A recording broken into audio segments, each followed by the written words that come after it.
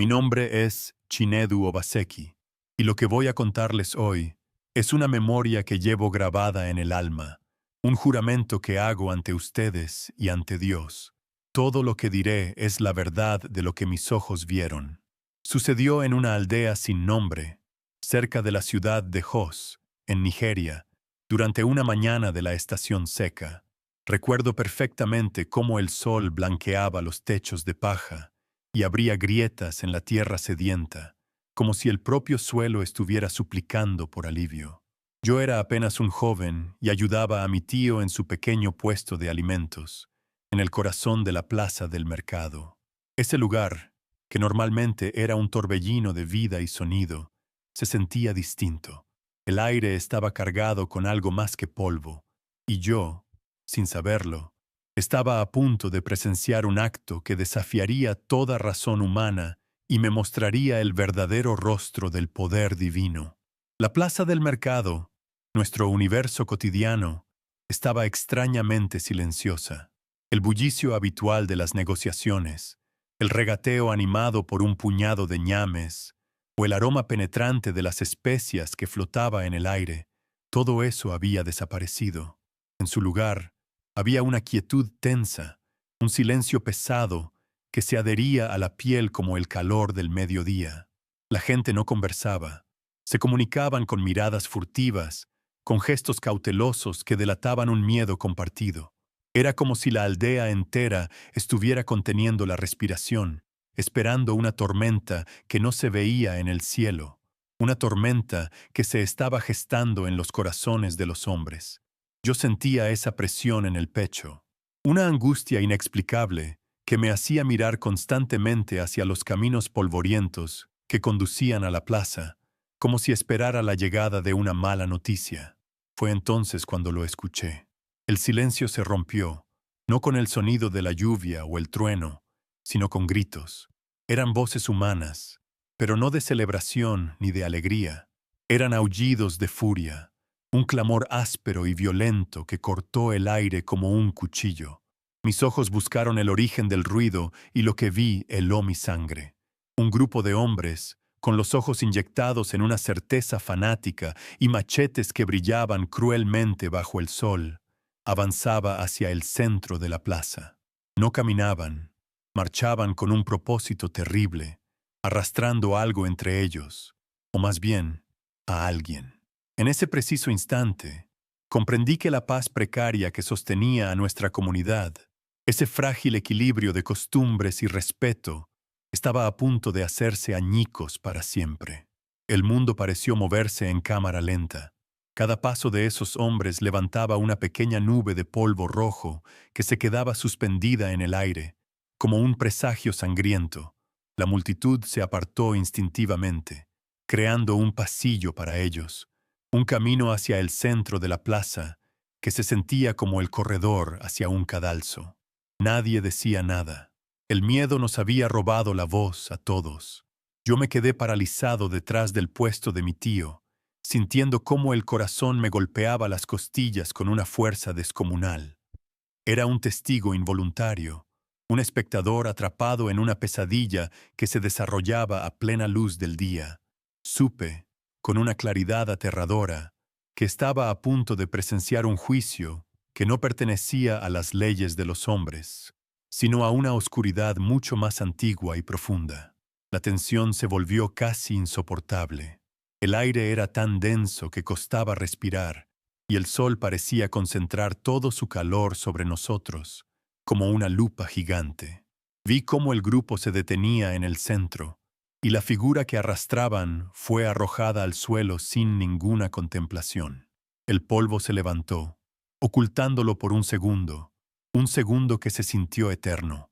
Y justo antes de continuar, antes de revelarles el rostro de la inocencia que estaba a punto de ser juzgada, quiero pedirles algo.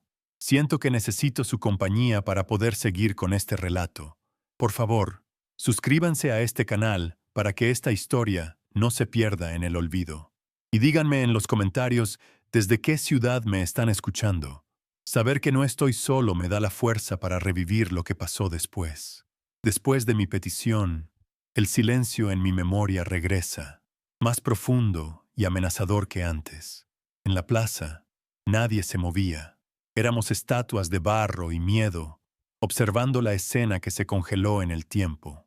El líder del grupo, un hombre alto y de mirada febril, levantó una mano, y ese simple gesto pareció absorber todo el sonido del mundo. El viento dejó de soplar, incluso el zumbido de los insectos pareció cesar. Solo se oía el latido sordo de nuestros propios corazones, un tambor que marcaba el ritmo de la tragedia que se avecinaba. El aire ya no olía a especias ni a tierra seca, olía a miedo puro, a una injusticia tan grande que el propio cielo parecía haberse callado para no tener que presenciarla. Y en ese silencio sepulcral, todos supimos que la prueba había comenzado. Cuando el polvo se asentó, la figura en el suelo se hizo nítida, y un suspiro colectivo de horror recorrió a la multitud. No era un hombre, ni un ladrón, ni un guerrero de una aldea rival. Era un niño llamado Emeka Nworie, cuyo cuerpo menudo y frágil parecía una ofensa a la brutalidad de sus captores. Llevaba la misma túnica raída con la que jugaba cerca del arroyo, ahora manchada del polvo rojo de nuestro suelo. Lo vi intentar levantarse, con la dignidad que solo la inocencia puede poseer, pero una bota lo empujó de nuevo hacia la tierra. En ese instante, el miedo en la plaza se transformó en algo más denso, más amargo. Se convirtió en una vergüenza compartida, porque todos nosotros, con nuestro silencio, nos estábamos convirtiendo en cómplices de una atrocidad que ni siquiera tenía nombre todavía. El líder del grupo, ese hombre alto de mirada febril, dio un paso al frente. El silencio era tan absoluto que el sonido de sus sandalias sobre la tierra reseca pareció un trueno. Levantó la mano, y su voz, áspera y resonante, cortó el aire. No gritaba, pero cada palabra era un golpe. Declaró el nombre del niño, Emeka Nworie, para que todos lo escucháramos, para que quedara grabado en nuestra memoria. Y luego pronunció la acusación. No era un crimen que pudiéramos entender, como el robo de una cabra o una disputa por tierras. Lo acusó de ser un veneno silencioso que estaba contaminando las almas de nuestros hijos. La frase quedó flotando en el calor, absurda y terrible, mientras sus ojos nos desafiaban a todos, buscando la más mínima señal de disidencia para aplastarla. Poco a poco, con una retórica cruel y calculada, el hombre explicó la naturaleza del crimen de Emeka. Dijo que el niño había estado reuniendo a otros en secreto, a la sombra de los árboles de mango, no para jugar, sino para contarles historias. Historias de un libro prohibido, un libro que venía de tierras lejanas y que hablaba de un Dios que no era el de nuestros ancestros. La Biblia la llamó una plaga, una enfermedad del espíritu que debilitaba nuestras tradiciones y nos hacía vulnerables.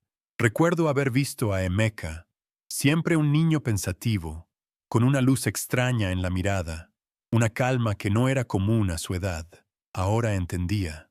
Esa calma, esa luz, era lo que ellos consideraban una amenaza mortal, una traición a la sangre y a la tierra que nos vio nacer.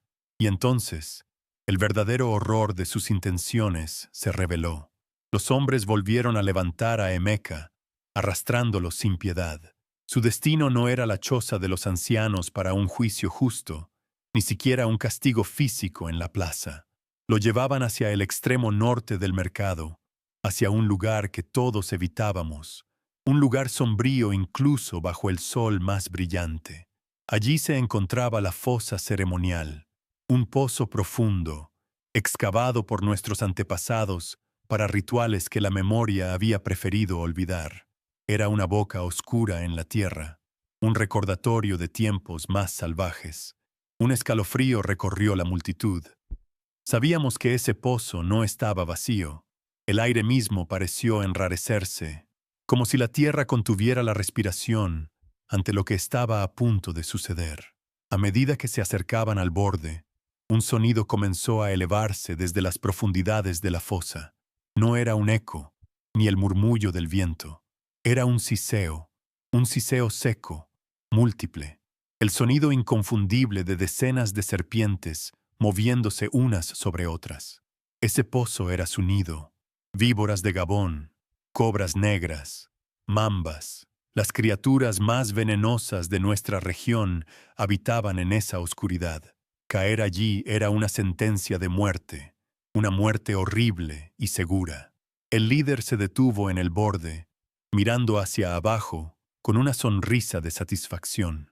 Esto no era solo una ejecución, era un ritual, una ofrenda de sangre para, según él, purificar a la aldea y demostrar el poder de sus creencias. Querían que el terror fuera nuestro nuevo Dios. La amenaza ya no era una sospecha, era una certeza brutal.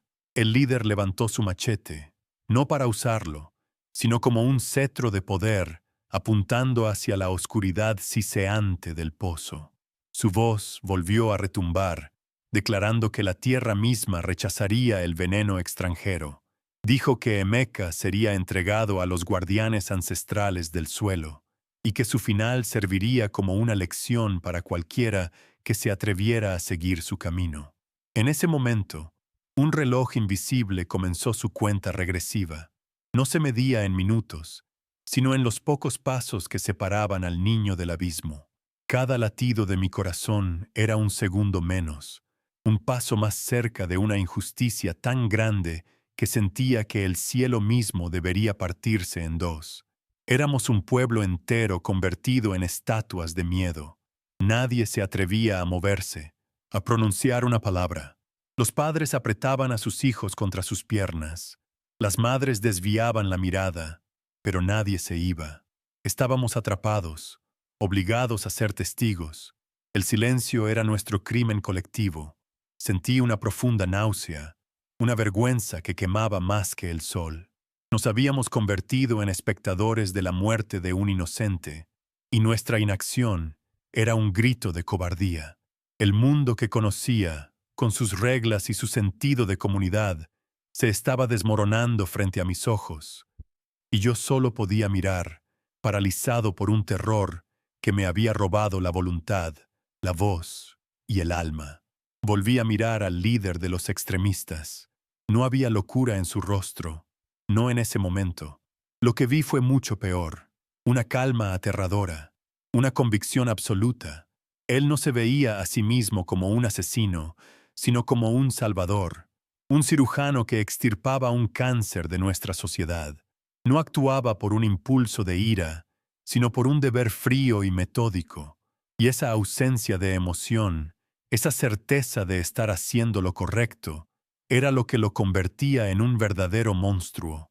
No estaba destruyendo por odio, estaba destruyendo por amor a su propia verdad, una verdad que no dejaba espacio para la piedad ni para la vida de un niño. Era la encarnación de una fe ciega y devoradora. Finalmente, mientras empujaban a Emeka hacia el borde mismo del precipicio, lo comprendí todo. Esto no era solo sobre la vida de un niño. Era una batalla espiritual que se libraba en el corazón de nuestra aldea. No querían matar a Emeka, querían matar la esperanza que él representaba. Querían demostrar, con la más cruel de las exhibiciones, que su poder era absoluto y que el Dios del que hablaba el niño era un Dios impotente, un Dios ausente. El pozo de serpientes no era solo una tumba, era un altar donde se sacrificaría la inocencia para probar que la oscuridad siempre gana. La verdadera amenaza no era la muerte física de Emeka, sino la muerte espiritual de todos nosotros. Y entonces comenzó su viaje. No fue una travesía de kilómetros, sino de apenas unos pocos metros, los más largos y pesados que un ser humano podría recorrer.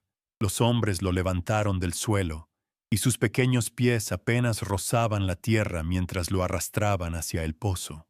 La multitud, que antes era una barrera de cuerpos, se abrió para ellos, creando un corredor de silencio y miradas bajas. Yo vi cómo se movía, no como una víctima que lucha, sino como una hoja llevada por una corriente inevitable. Cada paso que daban sus captores Era un golpe sordo en el corazón de nuestra aldea, y yo, desde mi puesto, sentía que no solo lo arrastraban a él, sino a la inocencia de todos nosotros, hacia un abismo del que no habría retorno. El ambiente mismo se había convertido en un enemigo. El sol no era solo calor, era un peso físico, una manta de fuego que nos asfixiaba a todos y secaba la saliva en nuestras bocas.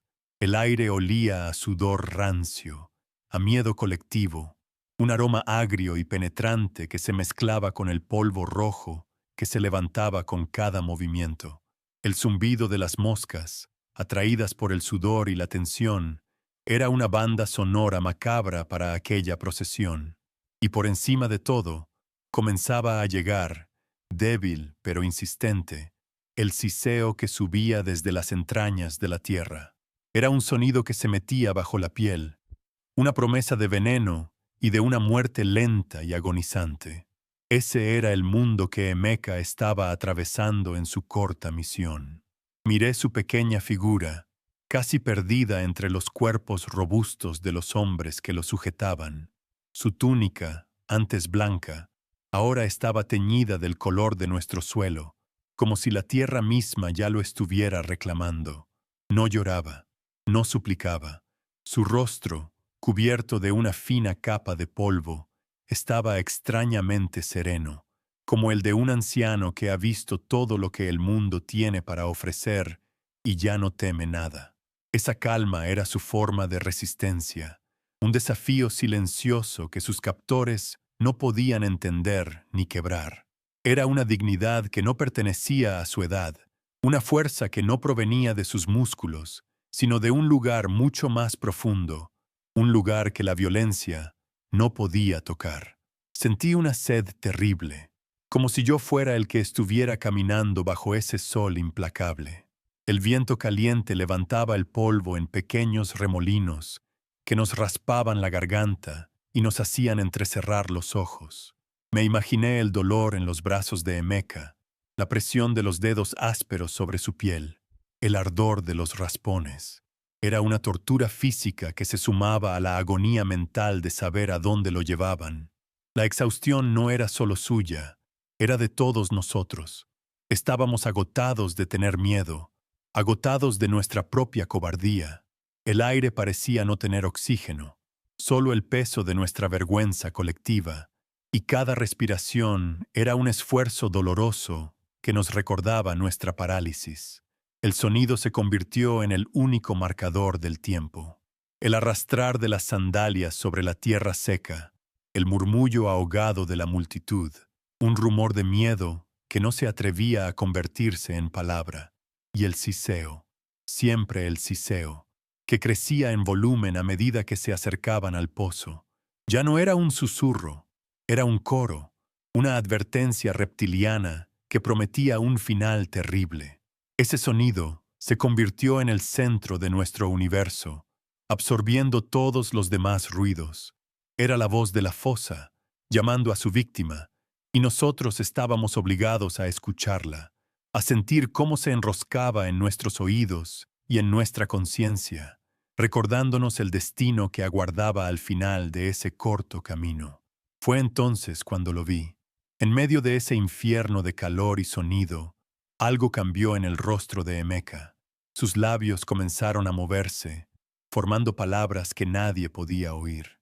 No era un lamento, ni una súplica a sus captores. Era una conversación silenciosa, íntima, dirigida a alguien que no estaba allí, o que quizás solo él podía ver. Su expresión se suavizó aún más, y una paz casi sobrenatural se instaló en sus facciones. Fue un instante, un parpadeo en el tiempo, pero en ese pequeño gesto sentí que algo se quebraba. No era su espíritu, era la lógica de la situación. Él no estaba solo en esa caminata. Alguien lo acompañaba en su misión. Y luego levantó la vista, no hacia nosotros, ni hacia los hombres que lo llevaban, ni siquiera hacia el líder que caminaba al frente como un profeta de la muerte. Sus ojos se alzaron directamente hacia el cielo azul y despejado, un cielo sin nubes y sin piedad. No fue una mirada de desesperación, sino de reconocimiento, como si estuviera buscando un rostro familiar en la inmensidad y lo hubiera encontrado. Duró solo un segundo, pero en ese segundo, el niño que era arrastrado hacia una fosa de serpientes se convirtió en algo más. Se convirtió en un mensajero, un portador de una fe tan pura y tan inquebrantable que desafiaba la misma realidad que estábamos presenciando. Los hombres que lo sujetaban no parecieron notarlo. Estaban demasiado concentrados en su tarea, en su demostración de poder. Para ellos, él era solo un cuerpo, un símbolo que debían destruir. Estaban ciegos a la batalla espiritual que se estaba librando en el alma de ese niño. No podían ver la calma que era un arma, ni la oración silenciosa que era un escudo. Su brutalidad los había vuelto insensibles a cualquier cosa que no fuera la fuerza física, y por eso se estaban perdiendo el verdadero significado de lo que estaba sucediendo.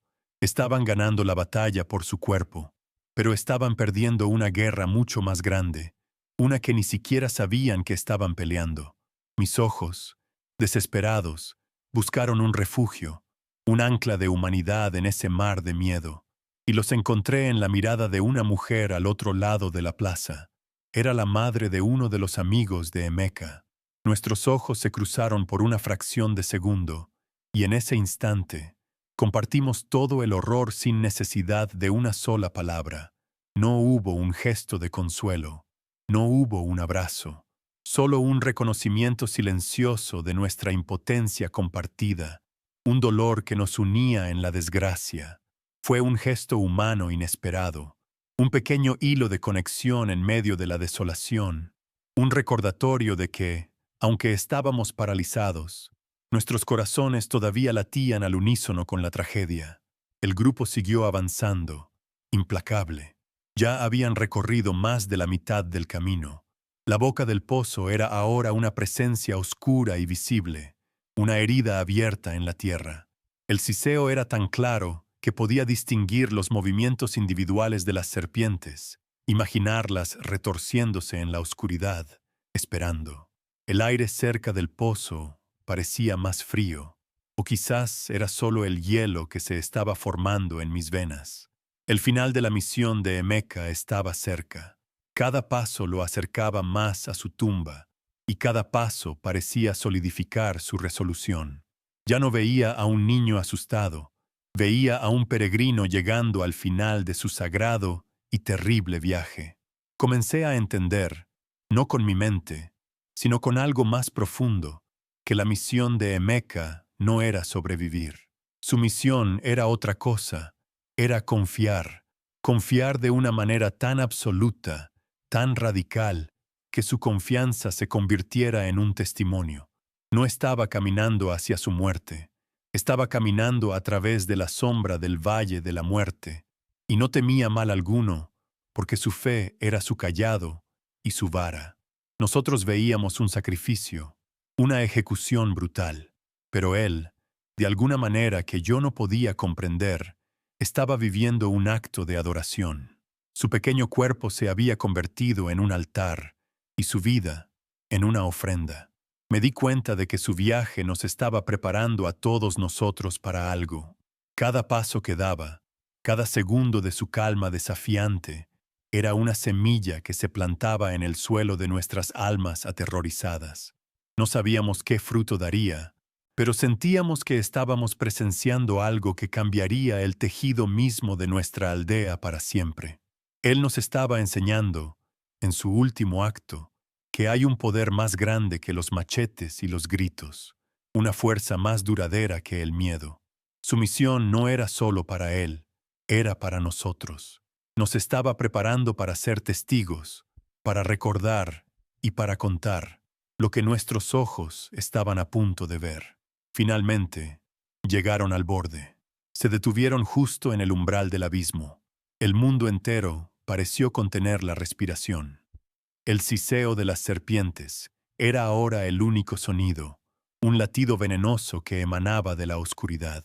El líder del grupo levantó una mano para asegurarse de que tenía la atención de todos, para saborear su momento de triunfo.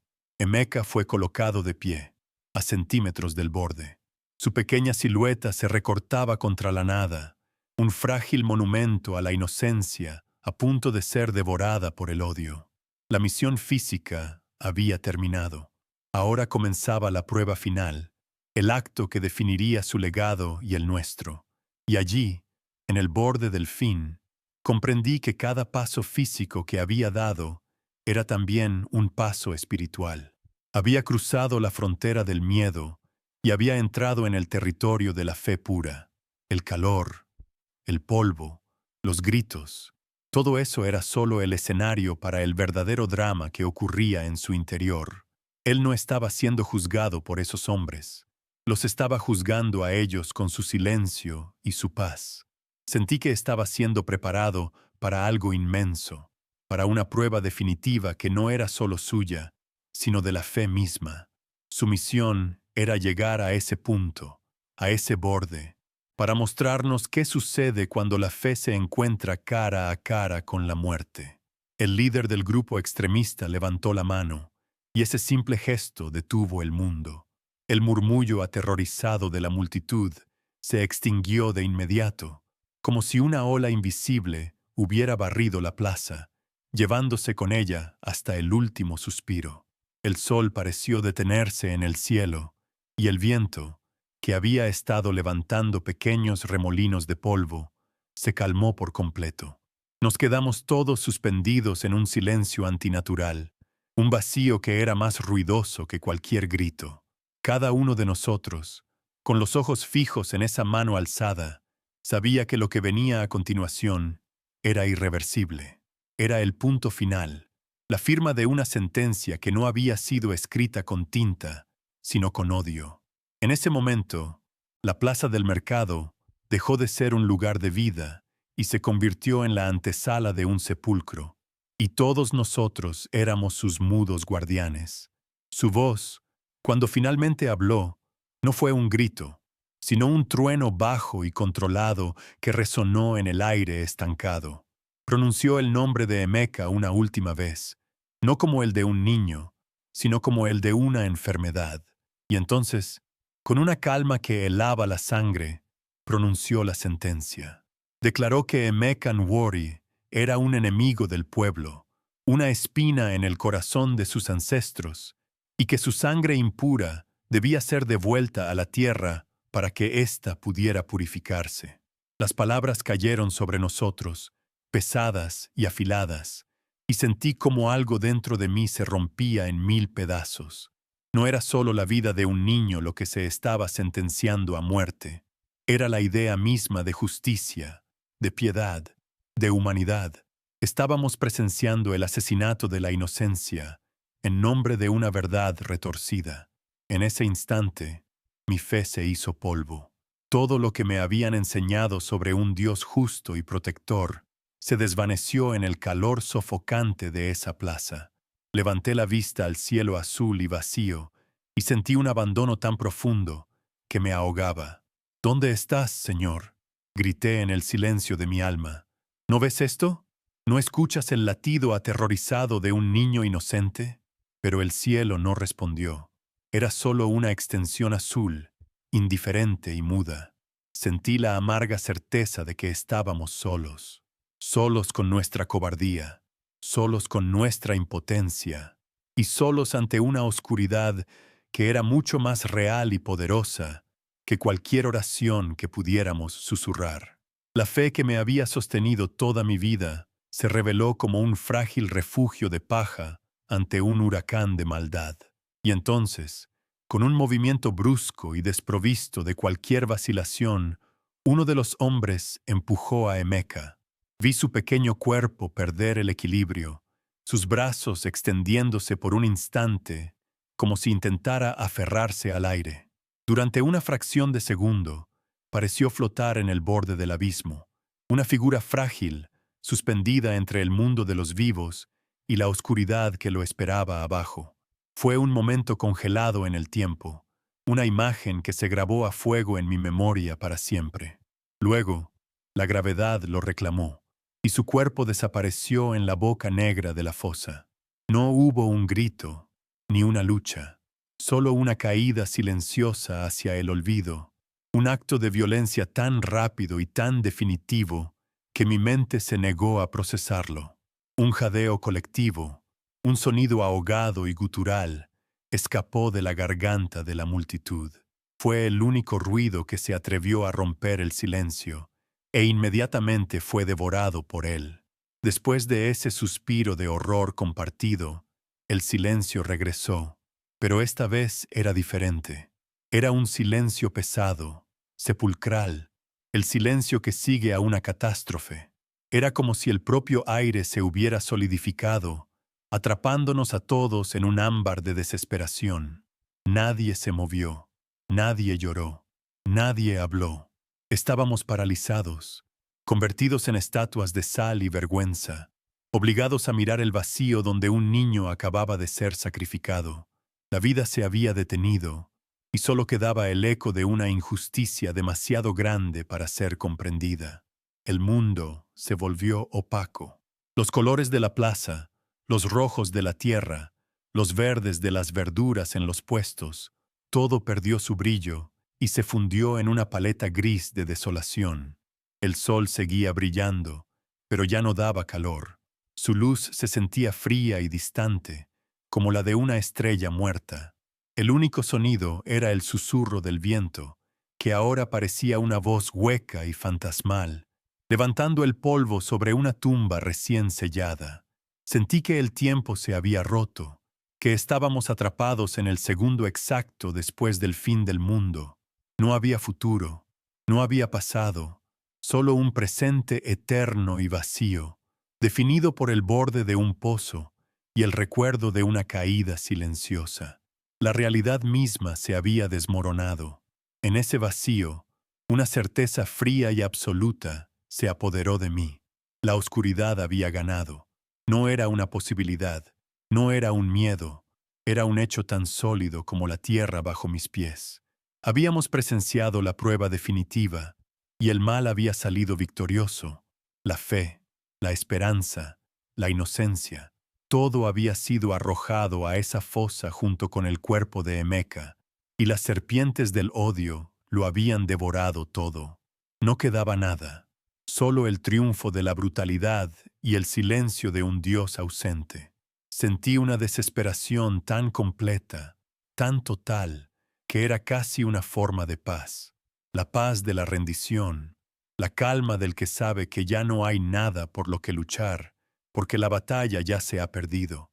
Intenté orar, quería encontrar las palabras, cualquier palabra, para suplicar, para maldecir, para preguntar por qué.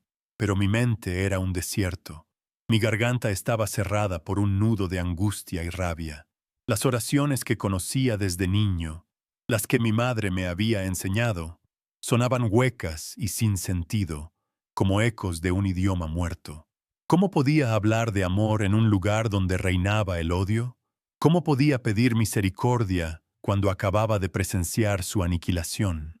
El canal que siempre me había conectado con lo sagrado estaba roto, cortado por la violencia de lo que acababa de ver. Era un huérfano espiritual, abandonado en un universo sin padre y sin consuelo. Y entonces, en el fondo de mi desesperación, un recuerdo flotó hasta la superficie. No fue una oración, ni un rostro familiar.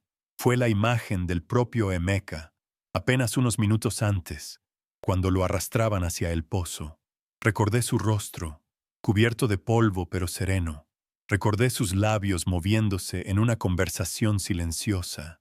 Recordé sus ojos, alzándose hacia el cielo no con miedo, sino con una confianza incomprensible. La memoria no me trajo esperanza, no en ese momento, pero me trajo una pregunta, una astilla de duda en el muro de mi certeza. ¿Cómo? ¿Cómo pudo él enfrentar el abismo con esa paz? ¿Qué era lo que él veía que todos nosotros éramos incapaces de percibir? Esa pregunta no cambió nada de lo que me rodeaba. La plaza seguía en silencio. El pozo seguía siendo una herida abierta en la tierra. Los hombres con machetes seguían allí, observando su obra con una satisfacción sombría. La desesperación no se fue, pero se transformó. Dejó de ser una certeza absoluta y se convirtió en un misterio doloroso. Mi mirada se fijó en el borde de la fosa, ya no viendo solo un lugar de muerte, sino el escenario de un acto de fe que yo no podía entender. La oscuridad seguía siendo total, pero ahora, en su centro, había un pequeño punto de luz incomprensible, la calma de un niño que había caído en el infierno como si estuviera entrando en su casa. El silencio se alargó, estirándose hasta el punto de ruptura. Ya no era un silencio de shock, sino de espera. Todos, sin saber por qué, estábamos esperando algo. Esperábamos el sonido inevitable, el grito de agonía que confirmaría el final, que sellaría la victoria de la oscuridad y nos permitiría, finalmente, romper a llorar o huir. El aire estaba tenso, vibrando con una anticipación macabra. Cada segundo era una eternidad. El viento susurraba secretos que no podíamos entender.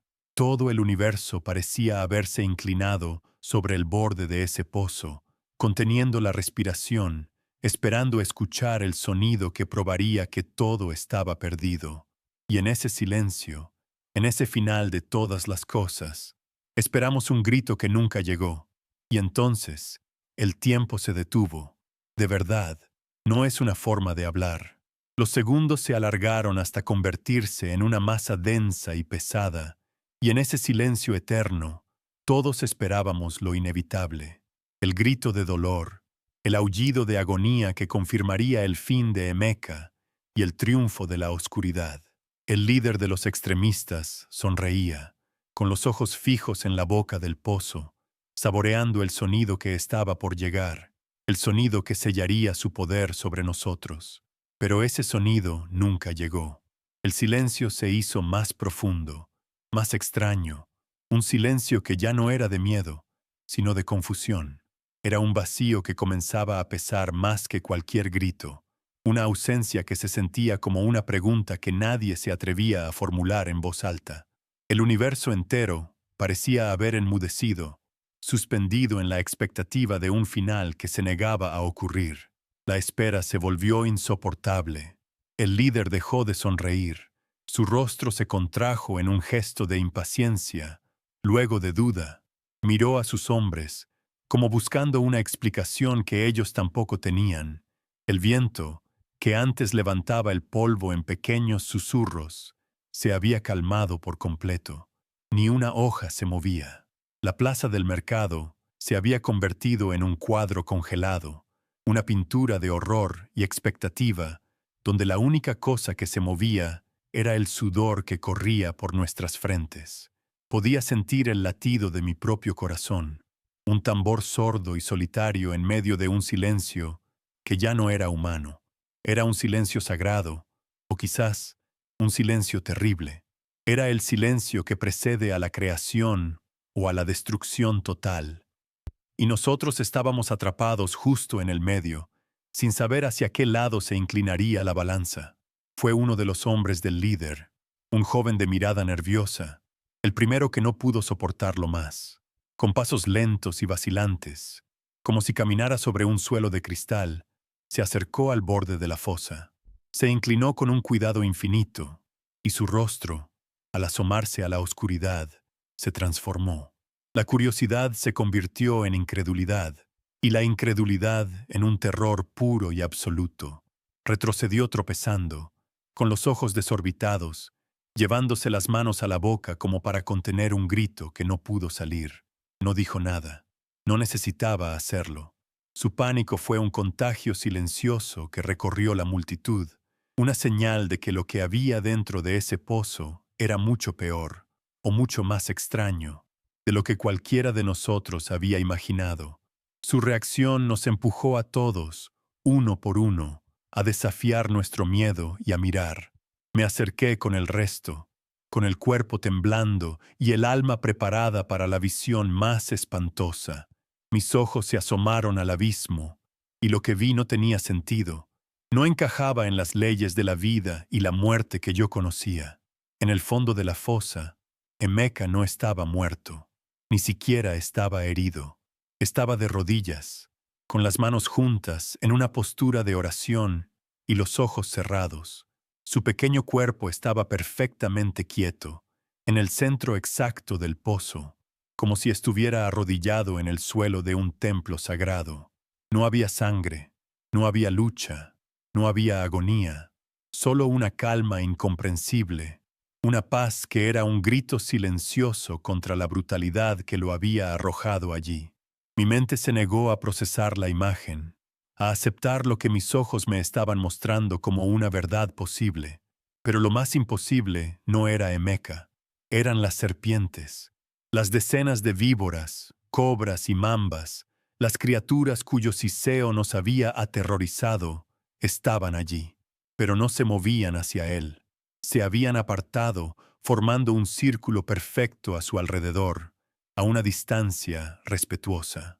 Estaban completamente inmóviles, como estatuas de ébano y esmeralda talladas en la oscuridad. Sus cabezas estaban erguidas, no en una postura de ataque, sino de vigilancia, como si fueran guardianes protegiendo algo sagrado.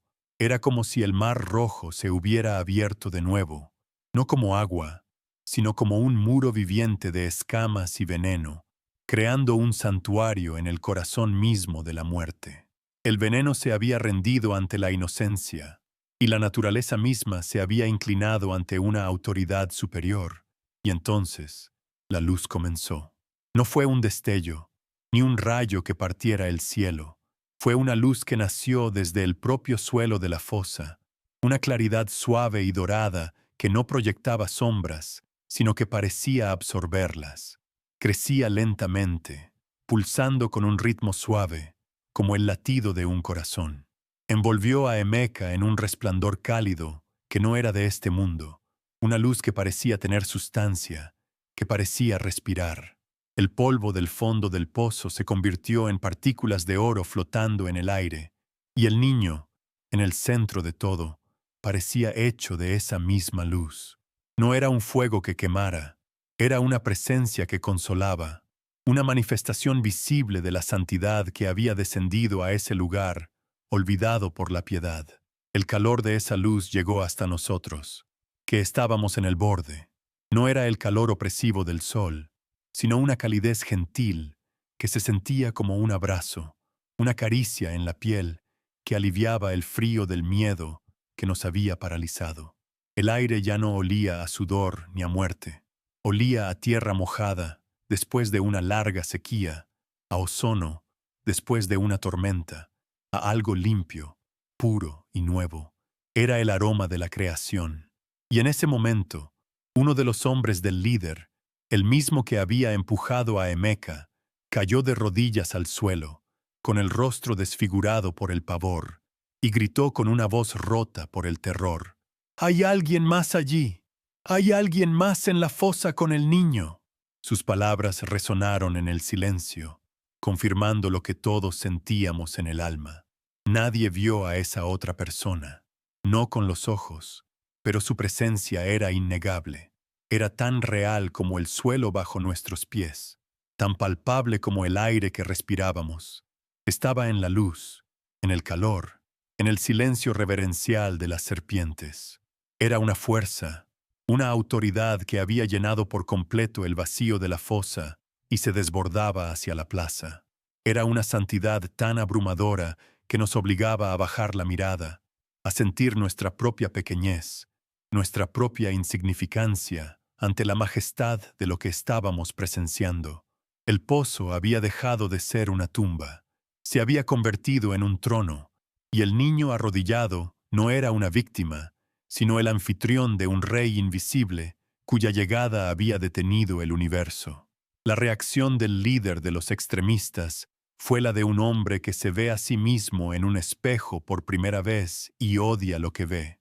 Su rostro, antes lleno de una certeza fanática, se convirtió en una máscara de confusión y pánico. Retrocedió, paso a paso, alejándose del borde como si el pozo fuera una hoguera que amenazaba con consumirlo. Sus ojos febriles ya no veían a un niño hereje, veían un poder que él no podía comprender, una autoridad que hacía que su machete y sus gritos parecieran los juguetes de un niño enfadado. Su poder, construido sobre el miedo y la violencia, se desmoronó en un instante ante una fuerza cuya única arma era la quietud y la luz. Él, que se había erigido como juez, ahora estaba siendo juzgado por un tribunal silencioso. Y entonces, el sonido más fuerte que habíamos escuchado en toda la mañana rompió el silencio.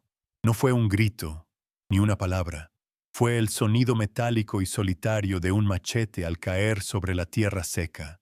El arma del líder se le resbaló de la mano, y el ruido fue como una sentencia, el punto final de su reinado de terror. El acero que brillaba con arrogancia bajo el sol ahora yacía inútil en el polvo, un símbolo de la impotencia de la violencia frente a lo divino. Ese sonido liberó a la multitud de su parálisis, no con gritos de júbilo, sino con un suspiro colectivo, un sollozo ahogado que brotó de cientos de gargantas a la vez. Las lágrimas comenzaron a correr libremente por los rostros curtidos por el sol, lágrimas no de tristeza, sino de un asombro tan profundo que dolía. Vi a la madre de Emeka, que había estado oculta entre la multitud, abrirse paso. No corría, caminaba con una dignidad solemne, como si se acercara a un altar. Sus ojos nunca se apartaron del resplandor en el fondo del pozo. Cuando llegó al borde, se arrodilló lentamente, con las manos extendidas, no para rescatar a su hijo, sino en un acto de pura adoración. No lloraba de angustia, sino de una gratitud abrumadora. En su rostro vi la fe recompensada, la oración respondida de la manera más imposible y hermosa. Su gesto fue seguido por otros, ancianos, mujeres, incluso algunos de los hombres más duros de la aldea, comenzaron a arrodillarse alrededor del pozo, transformando un lugar de ejecución en un santuario a cielo abierto. Fue en ese momento, viendo a mi pueblo arrodillado, que finalmente lo entendí. El milagro no había sido que Dios detuviera la mano del hombre, no había impedido que Emeka fuera arrojado al pozo, no había evitado el sufrimiento, ni el miedo, ni la desesperación. El milagro era mucho más profundo, mucho más íntimo.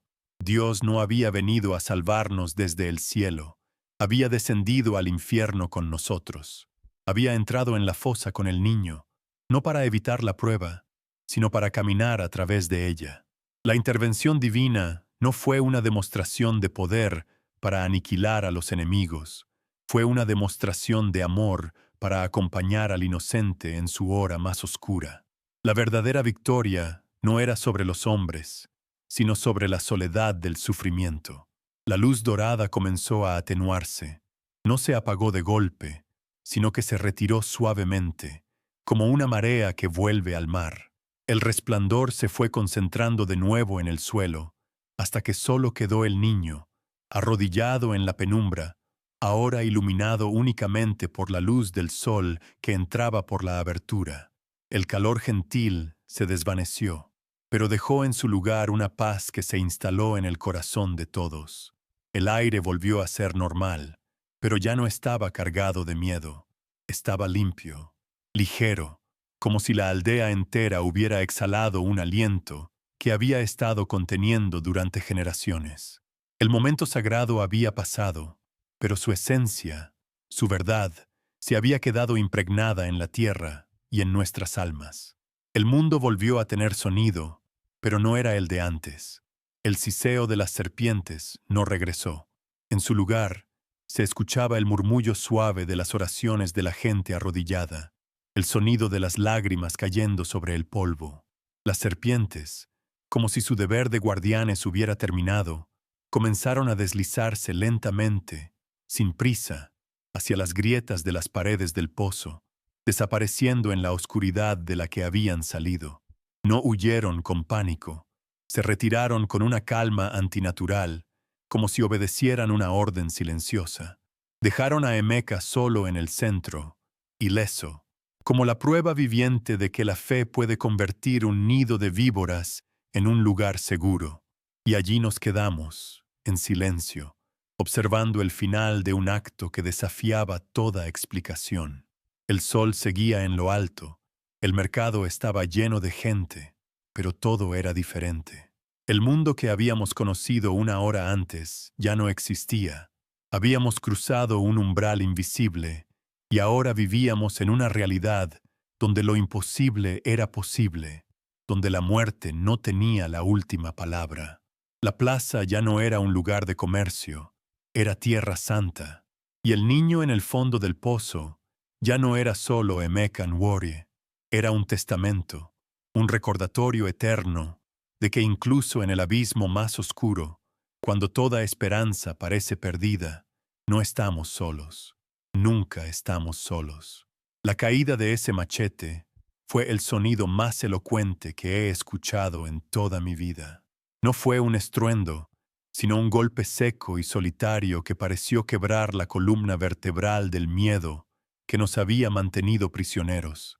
El líder de los extremistas se quedó mirando sus manos vacías, temblorosas, como si no las reconociera, como si hubieran pertenecido a otro hombre. Su rostro, que antes era una máscara de certeza fanática, se convirtió en un mapa de ruinas, surcado por el pánico y la incomprensión.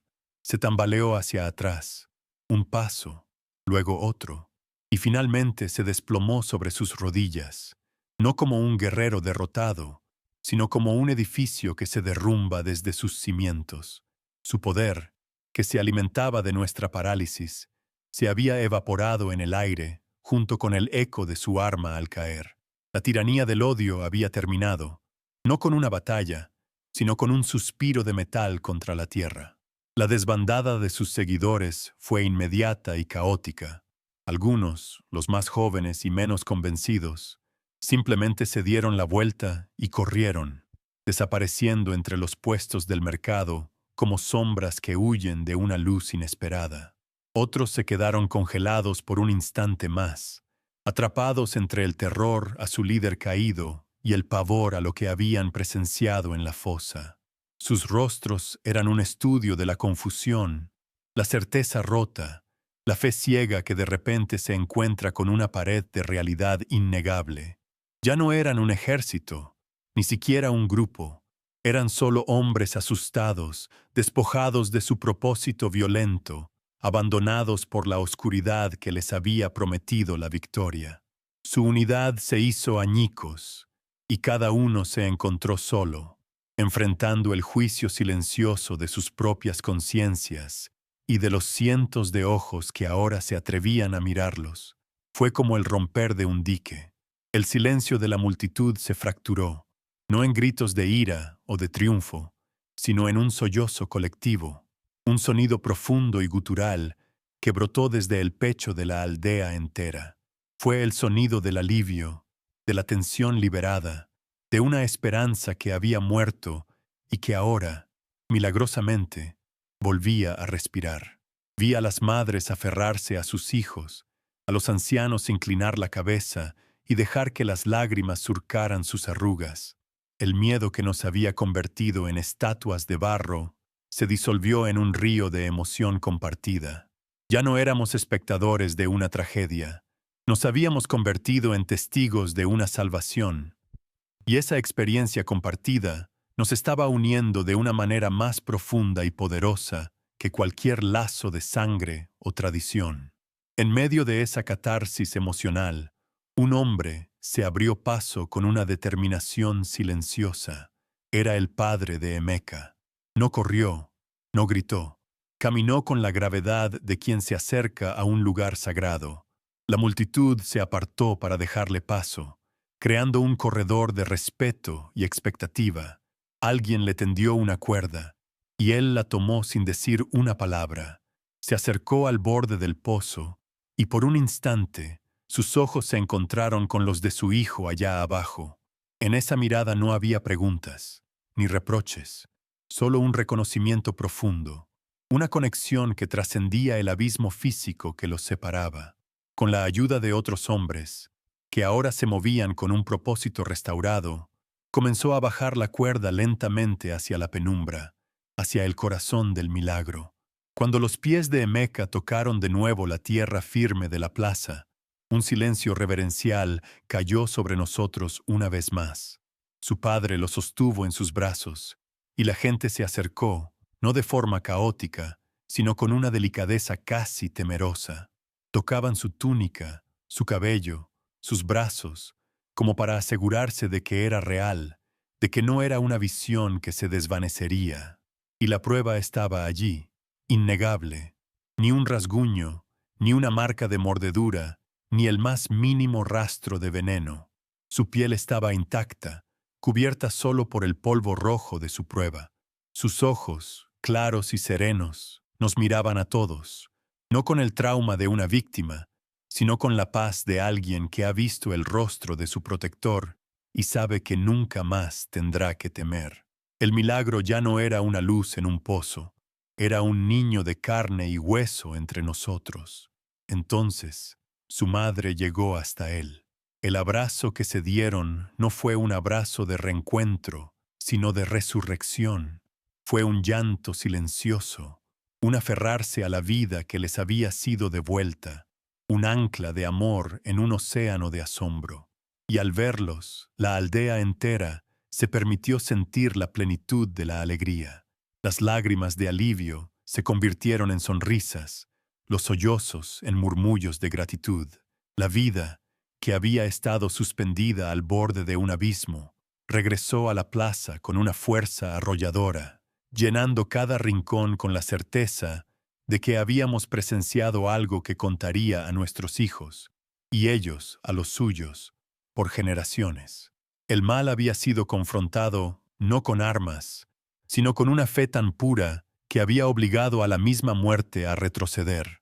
Y mientras observaba esa escena sagrada, a esa familia reunida contra toda lógica, siento la necesidad de hacer una pausa y hablarles directamente, porque lo que sentí en ese momento es lo que quiero compartir con ustedes ahora. La certeza de que no estamos solos en nuestras fosas, en nuestros momentos de mayor oscuridad. La convicción de que la fe no es una ausencia de miedo, sino la presencia de Dios en medio de él. Si usted, que me escucha, cree que Dios todavía obra milagros, que su poder no es una historia antigua, sino una realidad viva y presente, le pido que escriba amén en los comentarios. Hágalo como un testimonio, como una forma de unir su fe a la de aquellos que, ese día, vimos lo imposible hacerse realidad. Mi mirada volvió entonces al hombre que había orquestado todo aquel horror. Seguía de rodillas en el polvo, una figura encogida y patética. Nadie lo había tocado, nadie le había dirigido una palabra de odio. Su castigo no venía de nosotros.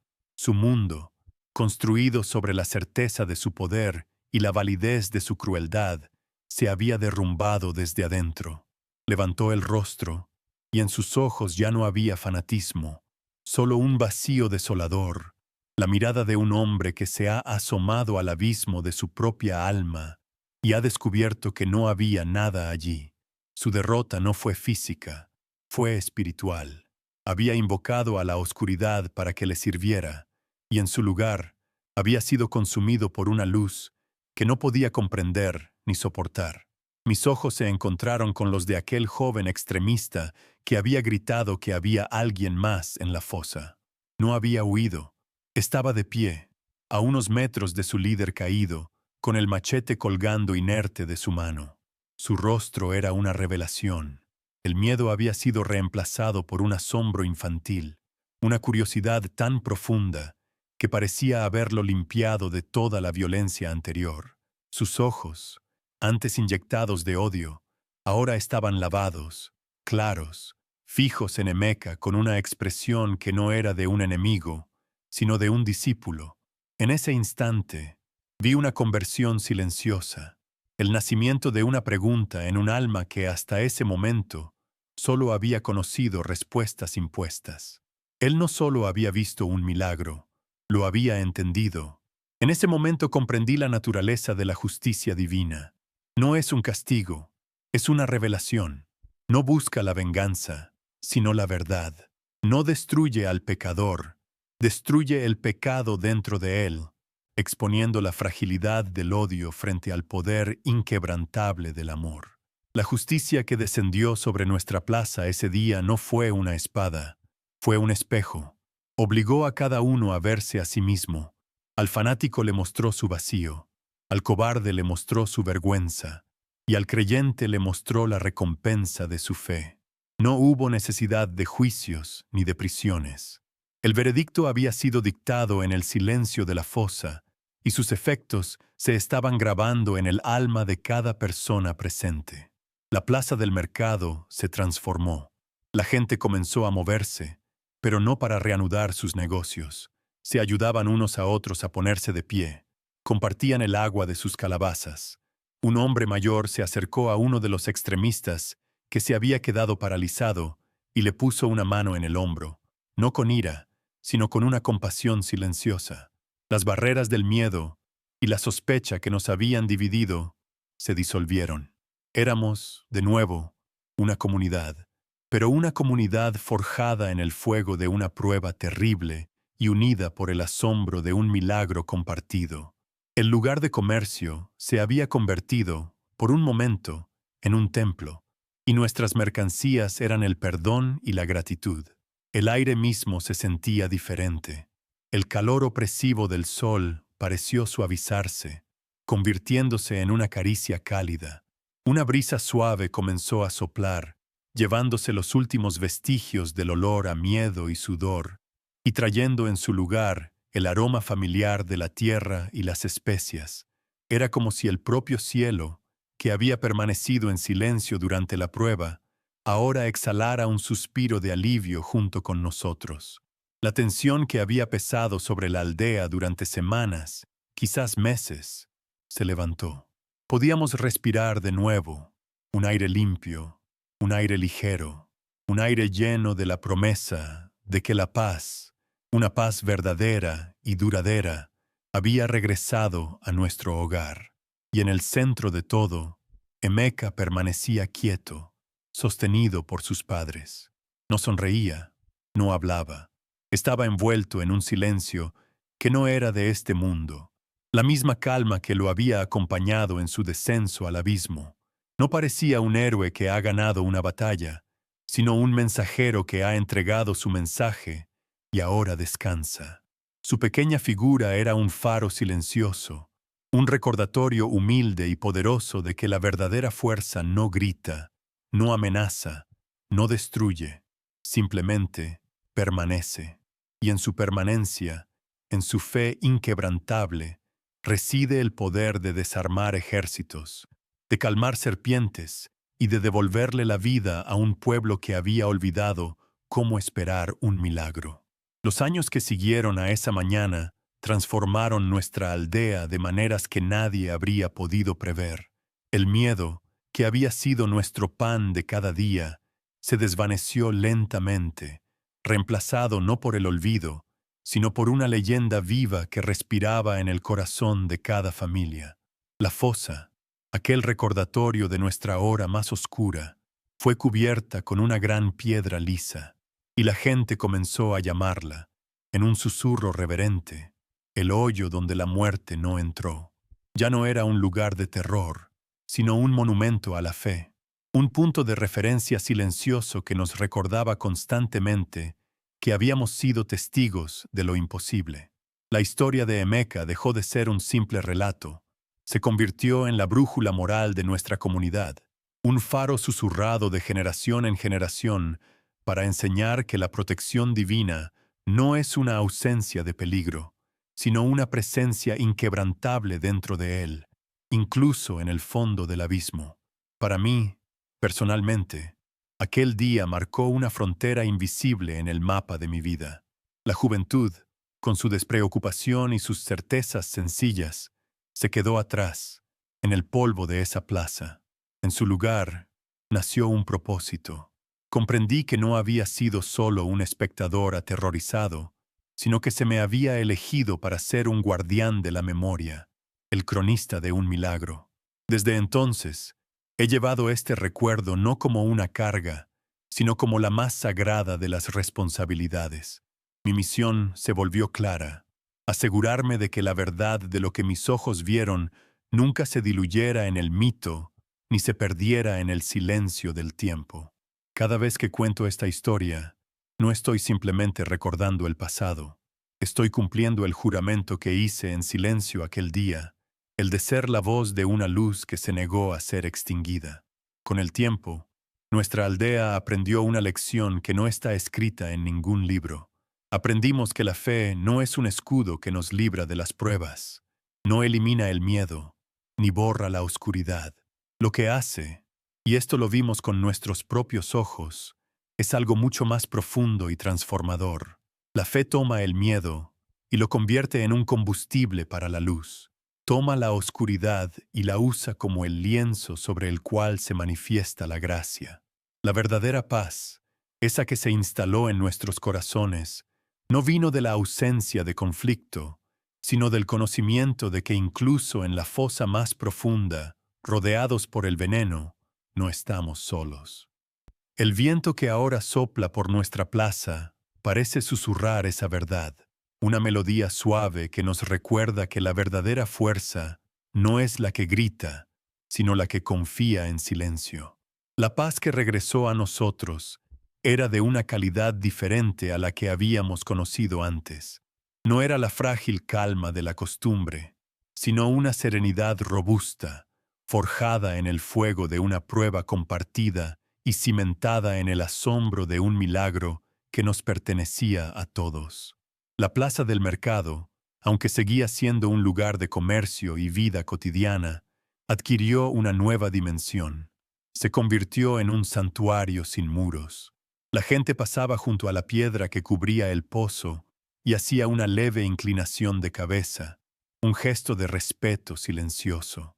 El recuerdo de ese día no era una herida, sino un pacto invisible que nos unía. Nos había enseñado que la comunidad no se construye solo con techos y caminos, sino con las historias sagradas que elegimos recordar y honrar juntos. Historias que nos recuerdan de dónde venimos y a quién pertenecemos.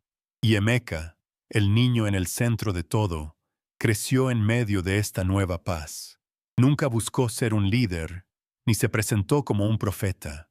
Siguió siendo un joven tranquilo, de pocas palabras, pero su mera presencia era un sermón viviente. Los otros niños, que antes jugaban con él como a un igual, ahora lo buscaban con una mezcla de curiosidad y reverencia.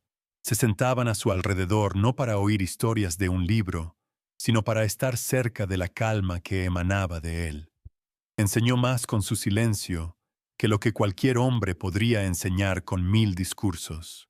Nos enseñó que haber estado en el fondo del abismo y haber regresado no te convierte en alguien especial por lo que dices, sino por la luz que, sin darte cuenta, dejas en los ojos de quienes te miran, un reflejo de la luz que te salvó. Pero la historia, esa mañana, no había escrito su último capítulo. El milagro de la fosa fue una semilla, y sus raíces aún tenían que extenderse de maneras que no podíamos imaginar. La paz se había asentado, la vida había reanudado su curso, pero el cielo aún no había terminado de hablar. Y la prueba de ello llegó 3 días después, en una tarde tranquila, cuando el sol comenzaba a teñir el horizonte de naranja.